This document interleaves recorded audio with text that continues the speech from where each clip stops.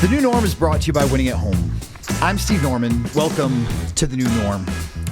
I recently came across a passage in Nehemiah that I had forgotten resonated with me as strongly as it did, and I will read the following passage to you. This is Nehemiah chapter 6, verses 1 through 15.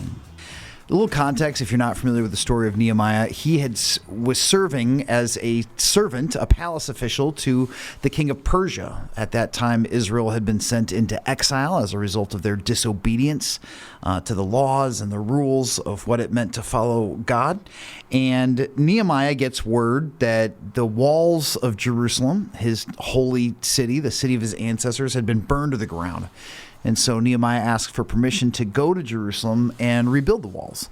And so he starts that project, but there's starting to be some local opposition, people who feel politically threatened by Nehemiah and his attempt to restore the ancient holy city. And so this is where we pick up the story in Nehemiah chapter 6. When word came to Sanballat, Tobiah, and Geshem the Arab, and the rest of our enemies that I had rebuilt the wall, and not a gap was left in it, though up to that time I had not yet set the doors in the gates, Sanballat and Geshem sent me this message: "Come, let us meet together in one of the villages on the plain of Ono." So the plain of Ono would be about 35 miles west to the city of Jerusalem. So it would not have been a short errand. It could have easily been a 2-day travel journey to get to the village, a day to do the meetings, and then another 2-day return. So it's kind of like a 5-day business trip that he has been invited to participate in. But they were scheming to harm me, so I sent messengers to them with this reply: "I am carrying on a great project and cannot go down." The late preacher Richard Allen Farmer did a message on this passage, and his line was, "I am doing a mighty work and I can't go down." He goes, "Why should the work stop while I leave it and go down to you?" 4 times they sent me the same message, and each time I gave them the same answer: "I'm doing a mighty work. I'm doing a mighty work. I'm doing a mighty work. I'm doing a mighty work." Then the 5th time, Sanballat sent his aide to me with the same message, and in his hand was an unsealed letter in which was written, "It is reported among the nations," again, in that time, nations would be tribes, not necessarily countries or nation states as we know it. "And Geshem says that it's true that you and the Jews are plotting a revolt, and therefore you are building the wall. Moreover, according to these reports, you are about to become their king, and even appointed prophets to make this proclamation about you in Jerusalem: there is a king in Judah. Now let this report get back to the king, so come, let us meet together." Again, Sanballat is trying to intimidate Nehemiah into having this in-person meeting. I sent him this reply: "Nothing like what you are saying is happening. You're just making it up out of your head." They are all trying to frighten us, thinking their hands will get too weak for the work and it will not be completed. But I prayed, "Now strengthen my hands." One day I went to the house of Shemaiah, son of Delaiah, the son of Mehetabel, who was shut up in his home. And he said, "Let us meet in the house of God inside the temple, and let us close the temple doors, because men are coming to kill you. By night they are coming to kill you." Now, again, that threat was not unsubstantiated. It wasn't unreasonable for Nehemiah to believe that people were coming to harm him. He actually already believed that not only would a visit to the village of Ono be a distraction from his most important work, but it could have been risking his life. So when this prophet says, "Hey, why don't you come hide out? Why don't you seek refuge in the temple of God for your own personal safety?" that wouldn't necessarily on the surface sound like a bad idea. But Nehemiah says this: "Should a man like me run away? Or should someone like me go into the temple to save his life? I will not go. I realized that God had not sent him, but that he had prophesied against me because Tobiah and Sanballat had hired him. He would have hired me to intimidate me so that I would commit a sin by doing this, and then they would have given me a bad name to discredit me." So in ancient times, the only people who could have gone into the temple structure were people who were born into the priestly or the Levitical line. So a regular civilian, a lay person like Nehemiah, would not have been allowed on the temple premises. So if they had lured him under false pretenses to barricade himself inside of the temple, they would have been able to discredit him as somebody who wasn't taking the laws or the temple rituals seriously. And then he says this, remember Tobiah and Sanballat, my God, because of what they have done. Remember also the prophet Noadiah and how she and the rest of the prophets have been trying to intimidate me. So the wall was completed on the 25th of Elul in 52 days. I once remember hearing a friend and a mentor talk to me about a dream that she had had. Her name was Kathy, and she said, I had this really vivid dream that I was walking along an asphalt path, like a golf cart path through a golf course. And she's like, and then I had this dream that there was a demon that was not like a scary movie demon, but a demon who was like this monkey that was dressed up in a carnival outfit, like a big fruit hat and a big flowery skirt with pantaloons. She goes, it was really kind of absurd and ridiculous. And I have to talk to her about why she has such vivid dreams. But she said, I felt like when I woke up, God was trying to remind me. She goes, the enemy, if you're in Christ, the enemy can't touch you. He can't come on to the path that God has for you and pull you off of it. But his best trick is to try to distract you from the journey that God has you on so that you don't complete it. And I think for some of us, we've all heard that the enemy is the father of lies. And I think one of the enemy's most basic tools is to try to deceive us. But if you know God well, and you know God's character well, and you know God's truth well, you're not easily deceived. You can call out counterfeits better than most. So the enemy knows better than to try to lie to you. His best suit, his best trick, his best weapon is just to distract you, to avert your eyes, to try to pull your gaze and your focus off of the path that God has you on. I remember back in the day when I was doing driver's ed, they talked about it's really important for you to keep your eyes on the road because your wheel will often follow your eyes. And what they're saying is like, hey, if you're looking at a tree by the side of the road and you're not careful, you'll veer the car into that tree by the side of the road. So they're saying, point your eyes where you want your car to go.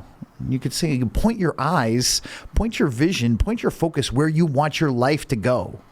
Because if you get distracted by complaints or conflicts or gossip or chaos or nonsense on social media or doom scrolling or just constantly imagining a life that is better or other or different than the one that you have, if you give way to those distractions, you will lose your ability to focus on the mighty work that God is calling you to in this unique season of your life. So my question for you is this. If Nehemiah had a wall and that was his mighty work, that was his great project, that was the one thing from which he could not be distracted, what is yours?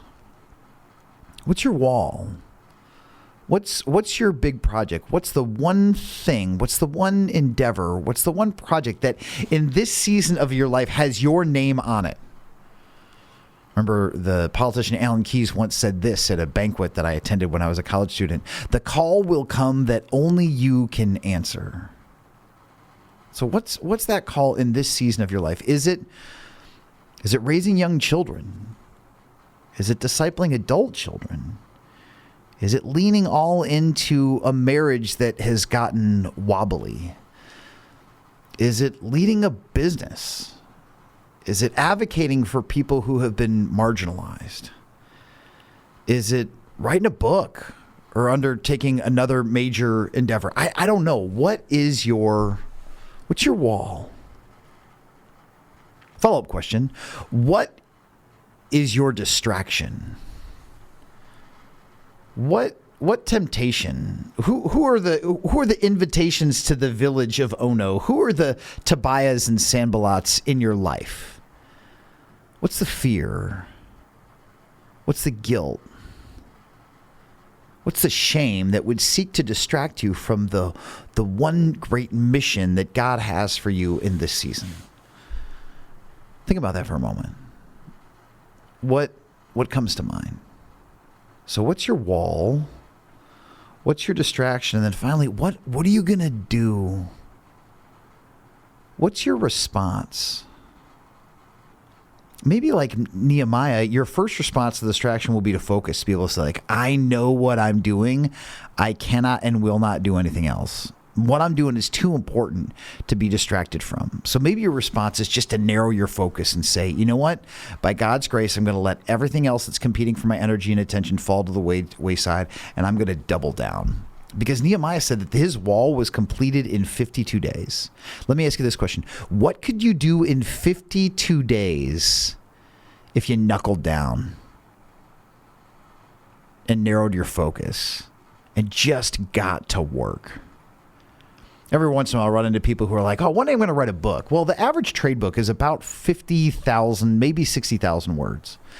So on a good day, if I'm in flow, if I'm in rhythm, if I'm feeling creative, I can write about 1,000 words in an hour, maybe an hour and a half.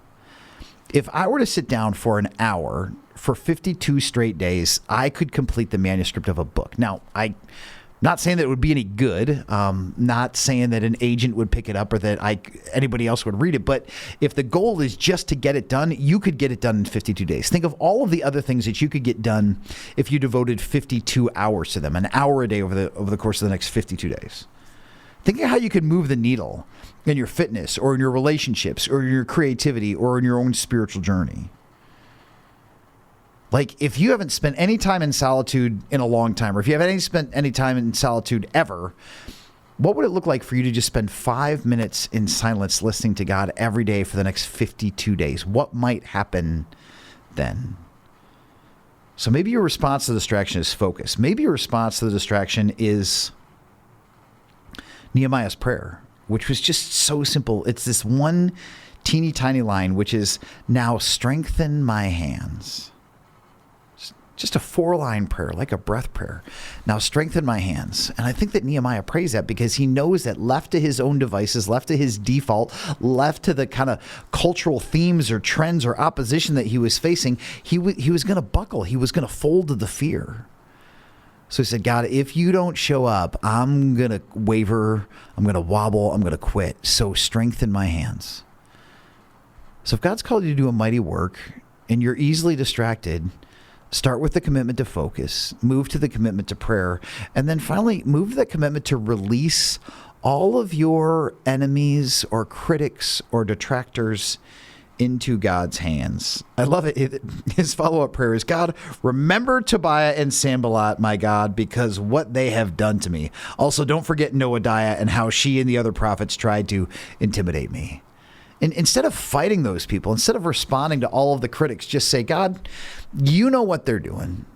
You know that their intent is ill-intentioned, whether those enemies are actual physical people, whether those are negative themes, or whether they're spiritual enemies. All of them deserve to just be released into the hands of God. And I love that Nehemiah said, you know what, God, it's not even worth my time to answer my critics. I just have to finish this wall. And I love it that the last line of the passage was, so the wall was completed on a specific day, and it took us less than 2 months to pull it off. If God has called you to do something that matters, he's going to equip you with the focus and the know-how and the energy and the grit and the tenacity to see it all the way through. What could you do? What might God accomplish through you, through his love and his mercy and his grace, if you just chose to focus and sprint all the way through the finish line, not getting distracted by anything that's trying to pull you off the path? What could be accomplished then? The New Norm is produced and distributed by Winning at Home. Winning at Home is a faith-based nonprofit committed to making couples, families, and businesses stronger through counseling and coaching.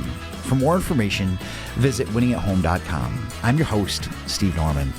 Thanks for listening.